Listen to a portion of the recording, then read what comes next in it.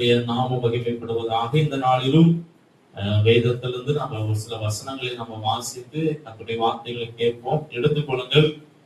2 பேதுருக்கு எழுதின நிருபம் 3வது அதிகாரம், அதுல 18வது வசனத்தை ஒரு சத்தமாய் வாசிப்போம். 2 பேதுரு 3ஆம் அதிகாரம் 18வது வசனம். நம்முடைய கர்த்தரும் இரட்சகருமாகிய இயேசு கிறிஸ்துவின் கிருபையிலும் அவரை அறிகிற அறிவிலும் வளர்கள். கர்த்தருடைய அப்போஸ்தலனா இருந்த பேதுரு தன்னுடைய நிருபத்தின் முடிவுல சொல்லுகிற காரியம், ஆண்டவராகிய இயேசு கிறிஸ்துவை பற்றிய அறிவில நம்ம என்ன செய்யணுமா, வளர வேண்டும் என்று அவர் எழுதி முடிக்கிறார். நல்லா கவனிக்கணும். நீங்களும் நானும் ஒவ்வொரு நாளும் ஆண்டவராகிய இயேசு கிறிஸ்துவை பற்றி அறிந்து கொள்வதற்கு ஏற்ற ஒரு வாஞ்சை, அறிந்து கொள்வதற்கு ஏற்ற ஒரு பிரயாசம் நமக்கு காணப்படும். நீங்க பொதுவா பாத்தீங்கன்னா, புதிதாக ஒரு ஆத்மா ரட்சிக்கப்படுது, அவர்கள் புதிதாக சபைக்கு வராங்க அப்படின்னா முதல் அவங்க பிரசங்கத்தை கேட்கிற போது என்ன சொல்றாங்க அப்படின்னு நிறைய புரியாது. நம்ம பாடுற பாட்டும் அவங்களுக்கு தெரியாது, கேட்கிற பிரசங்கமும் எல்லாம் புதிதா இருக்கும். ஆனா நாட்கள் போக போக பாடல்களை பாட, சபைக்கு வர, வார்த்தைகளை கேட்க கேட்க அவர்களும் என்ன செய்கிறார்கள், இயேசுவை பற்றி அறிந்து கொள்கிறார்கள். இப்படியாக என்ன பண்றாங்க, அநேக ஜனங்கள் ஆரம்பத்துல நல்லா ஆர்வமா என்ன செய்யறாங்க, இயேசுவை பற்றி நல்லா கேள்விப்படுகிறார்கள், தெரிந்து கொள்கிறார்கள். ஆனா காலப்போக்குல பார்க்கிற போது ஒரு குறிப்பிட்ட நாளில், ஒரு குறிப்பிட்ட நேரத்தில் இயேசுவை பற்றி அறிந்து கொள்வதற்கு ஏற்ற வாஞ்சை அநேகரிடத்தில் காணப்படுவது இல்லை. ஆரம்பத்தில் இருந்த ஆர்வம் நீங்க பல வேளைகளில் பலவிதமான சந்தர்ப்பங்களில் நீங்க நிறைய பேருடைய வாழ்க்கையில இயேசுவை பத்தி தெரிஞ்சுக்கிடணும், இயேசுவை பற்றி அறிந்து கொள்ள வேண்டும் என்கிற வாஞ்சை குறைந்து வருகிறது.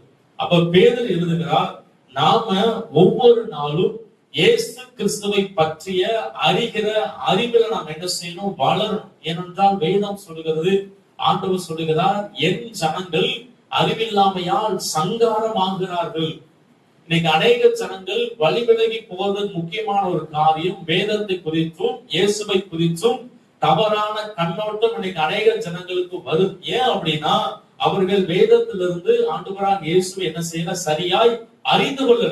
அதனால எந்த ஊழியக்காரர் வந்து பேசினாலும் அதை நம்பி தவறான வழியில போகிற கூட்டம் நம்முடைய தமிழ்நாட்டில் பெருகிடுச்சு. தவறான போதனைகளை அறிந்து கொள்வதற்கு ஏற்ற ஒரு ஞானம் நீங்க நிறைய பேருக்கு இல்லை. தவறான சத்தியங்களை போதிக்கிறவர்களை நம்புகிற கூட்டங்கள் பெருகிடுச்சு. இது வந்து வேதத்திற்கு புறமானது, இது வேதத்தில் சொல்லப்படல என்று தெரிந்து கொள்வதற்கு ஏற்ற அந்த ஒரு பக்குவம் இன்னைக்கு அநேக கத்தோலிக்க பிள்ளைகளிடத்தில் காணப்படும். அப்படின்னா இயேசுவை பற்றியும் வேதத்தில் சொல்லப்பட்டுள்ள அவருடைய குணாதிசயங்களை பற்றியும் அறிந்து கொள்வதற்கு உண்டான வாஞ்சை இன்னைக்கு அநேக ஜனங்களிடத்தில் குறைஞ்சிருச்சு.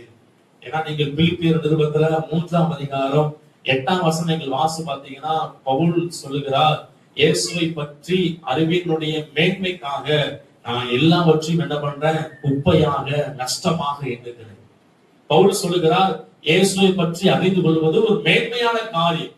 அதற்காக எனக்கு உண்டான எல்லாவற்றையும் நான் என்ன பண்ணுகிறேன், குப்பையாக நஷ்டமாக எண்ணுகிறேன். என் வாழ்க்கையில் இருக்கிற எல்லாவற்றை பார்க்கிலும் இயேசுவை பற்றி அறிந்து கொள்வது எனக்கு மேன்மையாக இருக்கிறது. மற்றதெல்லாம் எனக்கு பெருசா தெரியல. எனக்கு வாழ்க்கையில மேன்மையாய் தெரிவது இயேசுவை பற்றிய அறிவு எனக்கு வருவது. அந்த வசனத்தை ஒரு விஷயம் வாசிங்க. பிலிப்பியர் 3ஆம் அதிகாரம் 8ஆம் வசனம். அது மாத்திரமல்ல, கர்த்தராகிய கிறிஸ்து இயேசுவை அறிகிற அறிவின் மேன்மைக்காக எல்லாவற்றையும் நஷ்டம் என்று எண்ணிக்கொண்டிருக்கிறேன். அதனால நீங்களும் நானும் இயேசுவை பற்றி அறிவது மேன்மையான ஒரு பாக்கியம். அந்த பாக்கியத்தை நாம அறிந்து ஒவ்வொரு நாளும் வேத வசனங்கள் மூலமாக இயேசுவை பற்றி நம்ம நன்றாய் அறிந்து கொண்டு அதை நம்முடைய வாழ்க்கையில செயல்படுத்துவோம். கர்த்தர் நமக்கு பெரிய காரியங்களை செய்வாராக. இன்றைக்கு நம்ம வேதத்திலிருந்து ஒரு 3 காரியங்கள் இயேசு கிறிஸ்துவை குறித்து வேதம் எப்படியாக சொல்லுகிறது சொல்லி அநேக காரியங்கள் இருக்கிறது. அது 3 காரியங்களை பார்த்து நம்ம பார்ப்போம். முதலாவது அதை எடுத்துக்கொள்ளுங்கள். சங்கீத புஸ்தகம் 46ஆம் அதிகாரம், அதுல முதல் வசனத்தை நாம வாசிப்போம். சங்கீத புஸ்தகம் 46ஆவது அதிகாரம் முதல் வசனத்தை ஒருவர் வாசிங்க. தேவன் நமக்கு அடைக்கலமும் பலனும் ஆபத்து காலத்தில் அனுகூலமான துணையுமானவர். கவனிக்க, வேதம் சொல்லுகிறது, சங்கீதக்காரன் சொல்லுகிறார், நம்முடைய ஆண்டவர் ஆபத்து காலத்தில் அனுகூலமான துணையாக இருக்கிறார். அனுகூலமான துணை அப்படின்னா என்ன அர்த்தம் அப்படின்னா, எப்பையும் எந்நேரமும் உதவி செய்வதற்கு ஆயத்தமாக தயாராக இருப்பது. அதுதான் அனுகூலமான துணை. ஆபத்து காலத்தில், இக்கட்டான நேரத்தில், எந்த நேரத்திலும் எப்பொழுதும் உதவி செய்வதற்கு, நம்மை பலப்படுத்துவதற்கு தேவன் எப்பயுமே ஆயத்தமா இருக்கிறார் என்பதற்காகத்தான் அனுகூலமான துணை. மனிதனால் செய்ய முடியாத உதவிகளை கர்த்தர் செய்கிறார். மனிதன் செய்ய தயங்குகிற உதவிகளை கர்த்தர் நமக்காக செய்கிறார். இன்னைக்கு 1 சாமுவேல் 30ஆம் அதிகாரத்துல வாசி பார்த்தீங்கன்னா, தாவீது யுத்தத்திற்கு போய் திரும்ப வருகிற போது எல்லாமே இழந்து போயிட்டாங்க. வசனம் சொல்லுகிறது, பலன் இல்லாமல் போக மட்டும் அழுதாங்க. சண்டை போடுவது கூட பலன் இல்லை, அதுக்கு மேல அழுறது கூட பலன் இல்லை. எல்லாரும் தாவீதுக்கு விரோதமா எழுப்பிட்டாங்க. தாவீதுக்கு உதவி செய்ய ஆள் இல்லை. ஆனா ஆண்டவர் தாவீதை பலப்படுத்தினார். ஆண்டவர் தாவீதுக்கு உதவி செய்தார். கடைசியில வாசி பார்க்கிற போது எல்லாவற்றையும் சகலத்தையும் என்ன செய்தார்? தாவீது திருப்பி கொண்டார். இதனால கர்த்தருடைய பலத்தினால், கர்த்தருடைய உதவியினால் அநேக முறை ஆண்டவர் தாவீதிடத்தில் அநேக நன்மையான காரியங்களை செய்தது. எதனால? தாவீதுக்கு ஒரு காரியம் தெரியும், என்னுடைய ஆண்டவர் அனுகூலமான துணையுமானவர் என்பதை நாம அறிந்து கொள்ளணும். நம்முடைய நினைவுல இருக்க வேண்டிய முக்கியமான ஒரு காரியம், நான் ஆராதிக்கிற நம்முடைய ஆண்டவர் எனக்கு அனுகூலமான துணையுமானவர். எனக்கு உதவி தேவைப்படுகிற நேரத்தில் எல்லாம், எந்த நேரமானாலும் சரி, உதவி செய்வதற்கு தேவன் வல்லமை உள்ளவர். நம்முடைய மேல நம்முடைய கண்களை தேவனுக்கு நேரா ஏறெடுக்கணும். கர்த்தரை நோக்கி பார்க்கிற போது ஆண்டவர் எப்பையும் எப்பொழுதும் நமக்கு உதவி செய்வதற்கு ஆயத்தமாக இருக்கிறார்.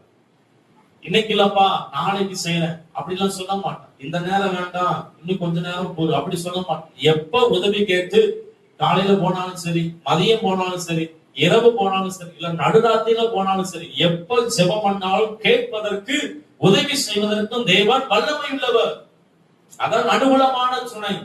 மனுஷனால செய்ய முடியாத உதவிகளையும் கர்த்தர் செய்கிறார். மனுஷன் செய்ய தயங்குகிற உதவிகளையும் ஆண்டவன் நமக்கு செய்கிறார். மனுஷனுடைய உதவியை எதிர்பார்ப்பது அது நம்முடைய பலவீனமா இருக்கு. இன்னைக்கு அநேகம் முறை சொல்லி இருக்கிறார், நாசியில சுவாசம் உள்ள மனிதனை நம்புவதை விட்டுவிடுங்கள்.